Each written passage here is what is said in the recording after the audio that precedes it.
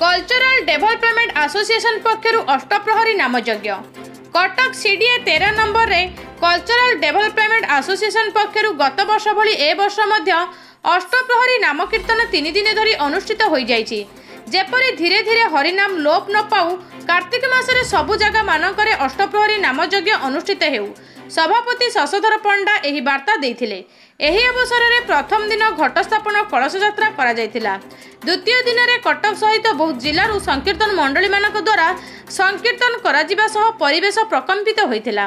एही नाम संकीर्तन देखिबाकू सीडीए सेक्टर 13 रे अनेक श्रद्धालु भक्त माने उपस्थित थिले। प्राय 1500 ऊर्ध्व लोक मानक पई प्रसाद सेवनर आयोजन करा जायतिला। शेष दिन दधीहांडी भंगा जिबा सहित हरिहाट होइतिला। एही 3 दिन धरी नाम संकीर्तन देखिबाकू आसीथिबा अंचल बासिंदा माने उपस्थित थिले। कटकरू निवेदिता सिंह का रिपोर्ट, सूर्यास्त न्यूज।